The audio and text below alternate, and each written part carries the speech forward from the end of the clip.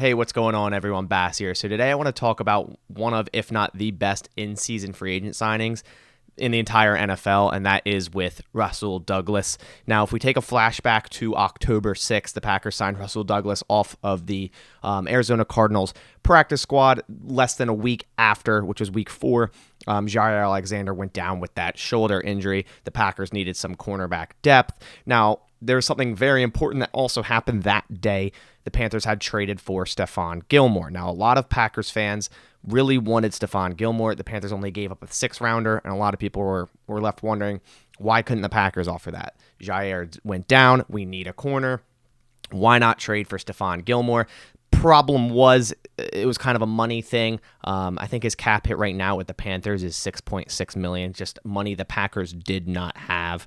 And then also Stephon Gilmore was also on the PUP list still, so he wasn't really even ready to play right then and there anyways. So that same exact day, the Packers pulled what they normally do and signed a player off another team's practice squad. And a lot of people were thinking, Rasul Douglas is going to be a bottom of the roster depth guy. And, he'll get some snaps here and there, but that's really all he will be. And I'll eat crow in saying I did not expect Rasul Douglas to just come out and be such a pivotal player for this defense, going into week 13. And who knows, he might not have even gotten a starting role if Kevin King hadn't gotten hurt the following week 5. Kevin King went out. So then at that point, the Packers already had Eric Stokes starting. Shamar Jean-Charles, they want to keep him as a slot cornerback. Chandon Sullivan's a slot cornerback. So at that point, they needed another outside cornerback to play. They had Isaac Yiadom on the roster. They tried him for a little bit. That obviously did not work.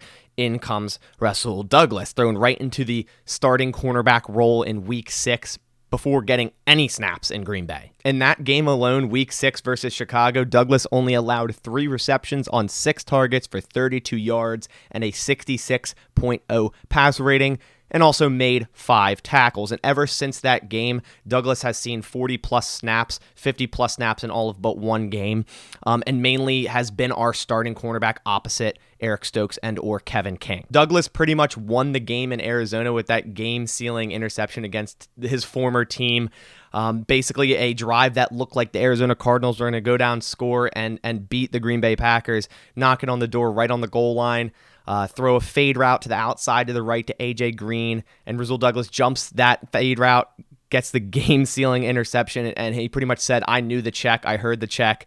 And him being on the Arizona Cardinals practice squad basically gave him enough experience to understand what was coming, and he was right there to make the play. Then Douglas went on to only allow 2 receptions for 13 yards versus the Kansas City Chiefs and Patrick Mahomes, and then 4 receptions and 27 yards versus the Seahawks and Russell Wilson, causing Russell Wilson to have his first ever shutout in all of his 150 career starts. And then last week, Douglas had his highest graded game via PFF in his entire career with a 91.2 grade, with his first ever pick 6 in his entire career, and allowed a passer rating of 53.8, and that's including the garbage time 54-yard touchdown to Odell Beckham where it was double move. It's still garbage time.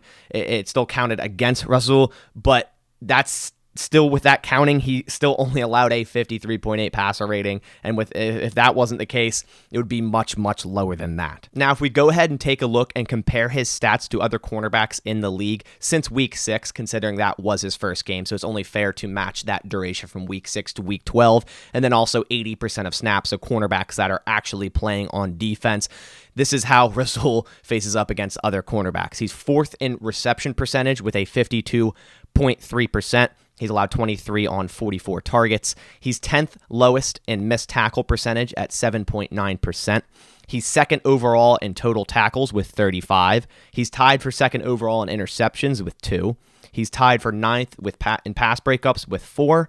He's 3rd in passer rating allowed with 66.3, and he's 11th in yards per reception allowed at 11.2. So at this point, since week 6, it's pretty arguable that Douglas has been a top 7 cornerback in the NFL, which is crazy to say because, as I said earlier, going in, you just expected him to be a depth guy. They're signing him off another team's practice squad. Usually in that case, if a player's on a practice squad, they didn't want to add him to their active roster, so Maybe a change of scenery might change a little something, which obviously it has with Douglas here. It's just crazy how much he's brought to this defense: physicality, leadership, and skill. You know, him and Devondre Campbell, two players that were not on this defense last year, are providing so much to this defense. And not to mention, Douglas's cap number for this year was only $661,000. And Rasul Douglas is only 26 years old. When they first signed him, before I looked him up, really, I kind of thought he was older than that. I thought he was around like 28 or 29. It feels like he's been in the league a lot longer, but he is only 26 years old. And I think at this point, the Packers should definitely look into extending him right now. The Packers only have 3 other cornerbacks on the roster going into next year, being Jair Alexander in his fifth-year rookie year, Eric Stokes, and then, of course, Shamar Jean-Charles, who they drafted this year with Eric Stokes. In a year where the cap will be a huge issue, the Packers are set to be very, very, very over the cap in terms of negative money next year. So that will be a big issue, and they will certainly need someone like Douglas on the team. But overall, I have just been so impressed with Douglas this year. He came right in off of a team's practice squad, was thrown right into the fire, and played well. He's been playing so well. I love the physicality that he's been bringing. It seems like every game he has a big hit on a player, or a big play, or a big pass breakup, or is covering a premier wide receiver in the NFL and doing a damn good job at it. I want to hear your thoughts down in the comments below. What have you thought of this signing? And also be honest. When they first signed Douglas, what did you expect? Because these are the type of signings, you know, a la Howard Green in 2010, that can really take a team, especially an injured team that the Packers are, up to the next level to make that Super Bowl run. These signings are so important, and I'm glad Gutekunst is replacing injuries with proven veteran players that are just providing so much to this team. But that about does it for today's video. If you are new here, please consider going down and clicking the subscribe button, and also leave a like on the video if you did enjoy this video. Really helps out my channel a lot, gets it recommended and whatnot, and just leaving a like, you wouldn't imagine how much it actually does help out my channel. But on that note, I'll catch you all on the next one, and as always, go Pack Go.